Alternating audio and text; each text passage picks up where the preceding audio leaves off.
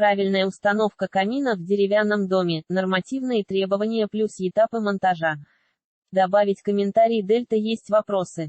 Задавайте их нашим экспертам и другим читателям. Калькуляторы. Каталог компании. Добавить компанию, разновидности и типы каминов. В зависимости от материала изготовления, камины бывают стальной или чугунный, каменный, кирпичный. Стальной или чугунный. Камины с металлической топкой состоят из стеклянной дверцы. Как итог, внешне они похожи и на печь, и на камин. Такое оборудование пользуется спросом благодаря доступности, компактности и скорости монтажа. Стальные или чугунные топки внедряются в декоративные камины из дерева, камня и кирпича. Чтобы замаскировать дымоход, используется гипсокартон. Каменный редко встречается в жилых помещениях, так как процесс монтажа достаточно сложный и длительный. Кроме того, каменный камин нуждается в особом фундаменте.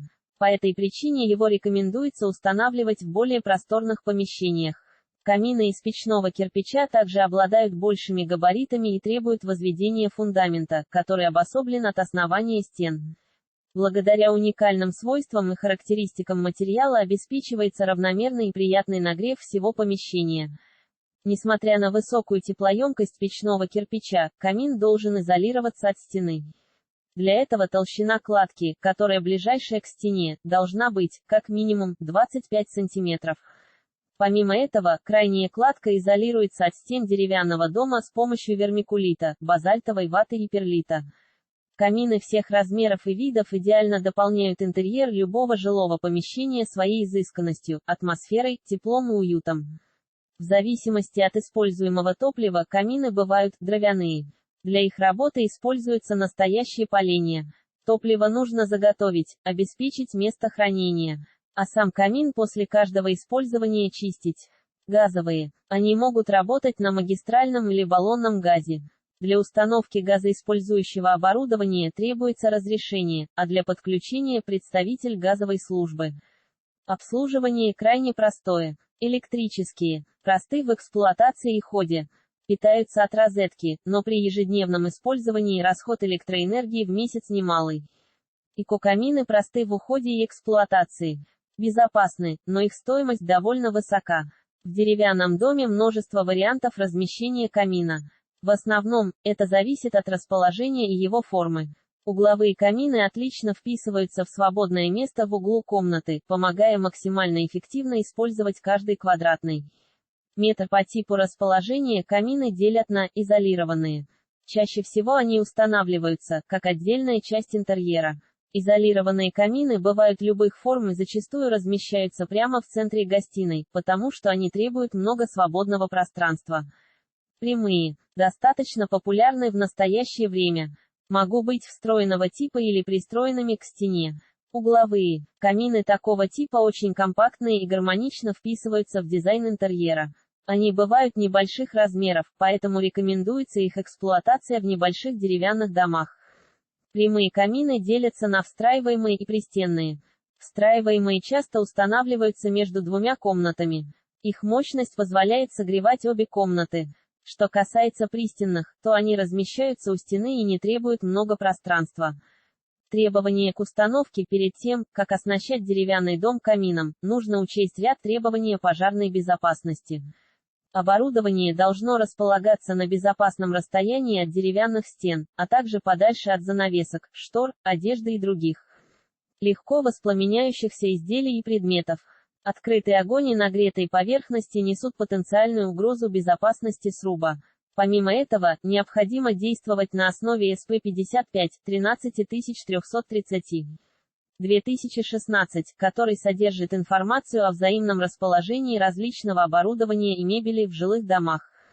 Данный свод правил подчеркивает, что дом должен быть рассчитан на нагрузку от камина заводского изготовления. Продукты горения необходимо отводить в дымоход.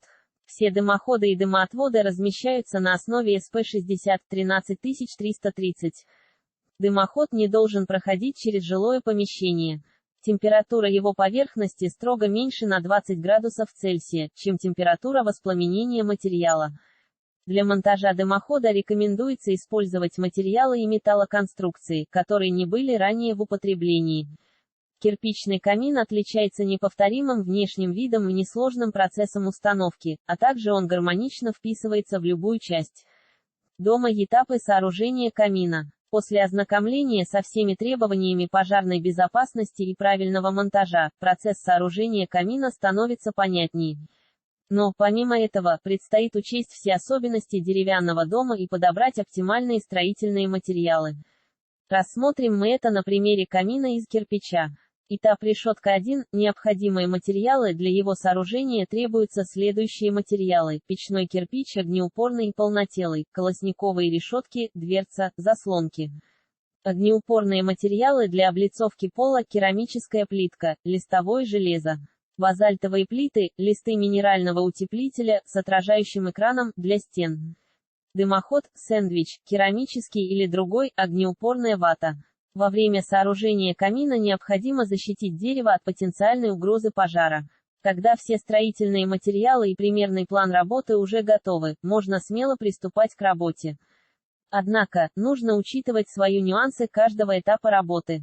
Этап решетка 2. Сооружение фундамента. Перед началом монтажа фундамента подготавливается специальное место для камина.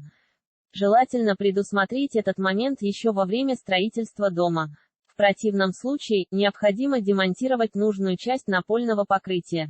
Теперь уже можно приступать к выкапыванию котлована. На дно засыпается щебень, камни и остатки кирпича. Опалубка должна быть выше поверхности пола более чем на 10 см. Дальше монтируется арматура и заливается раствор, максимально выравнивается поверхность. Он должен высохнуть, и лишь тогда можно продолжить установку камина. Грамотный монтаж фундамента камина обеспечит безопасность в помещении, поэтому крайне важно заранее ознакомиться со схемой и следовать рекомендациям. Этап решетка 3. Сборка самого камина. Помимо кирпича, для камина также понадобятся колосниковые решетки, стеклянная или обычная дверца, а также заслонки. Кладка кирпича должна осуществлять на основе заранее разработанной схемы камина. Оптимально, если этим будет заниматься строитель, имеющий опыт кирпичной кладки. Рекомендуется использование раствора, выдерживающего воздействие высоких температур.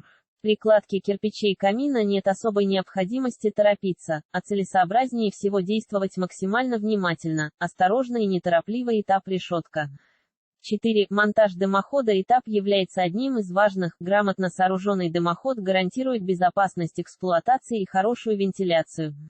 Опытные мастера рекомендуют устанавливать дымоходы с выводом наружу. Нельзя отводить дым на второй этаж или мансарду.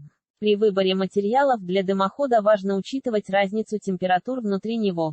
Ведь температура газов порой достигает 400 градусов Цельсия и более. Это может быть двухконтурная или труба из стали, если температура газов до 400 градусов Цельсия, кирпич, керамическая труба, огнеупорное стекло. Все зависит от проекта камина и личных предпочтений владельца. При монтаже дымохода важно оставить зазор между дымоходом и перекрытиями не меньше 15 см. При проходе через перекрытие дымовую трубу дополнительно изолируют огнеупорным материалом. Если дымоход кирпичный, то он сооружается по той же схеме, что и сам камин. Готовится раствор с высокой теплостойкостью, а также производится укладка кирпичей по ранее составленной схеме. Особое внимание уделяется герметичности конструкции. Рекомендуем ознакомиться с подробной. При неправильном монтаже камина топливо будет плохо разгораться, а топка будет дымить. В некоторых случаях, неправильный монтаж может стать причиной возникновения пожара. При монтаже дымохода камина важно оставить зазор между дымоходом и перекрытиями, который будет не меньше 15 см даже при желании. Невозможно установить дымоход, который не нуждается в постоянной чистке.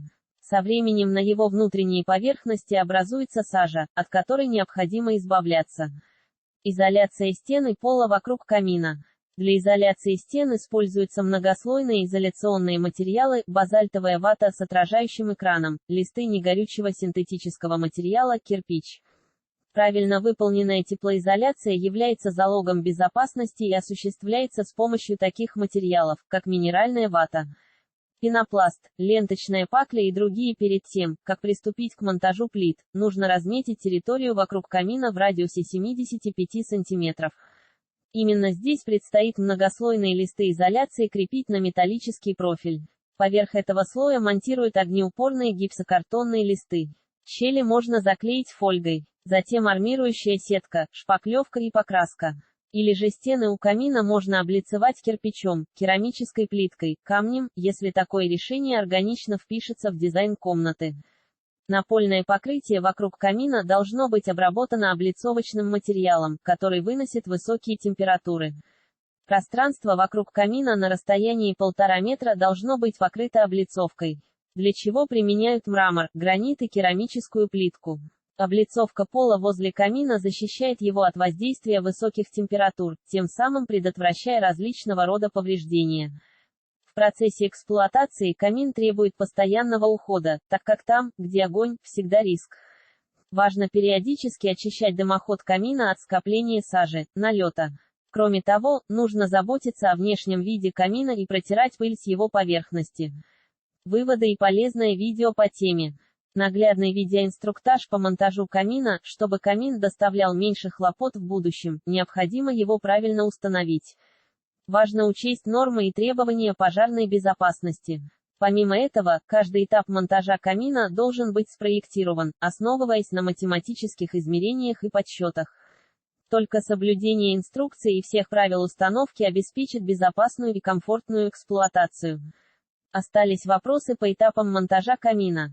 Или хотите рассказать о личном опыте сооружения камина в деревянном доме? Поделитесь своей историей, блок для комментариев расположен ниже. Также здесь вы можете задать вопросы нашим экспертам и другим посетителям сайта.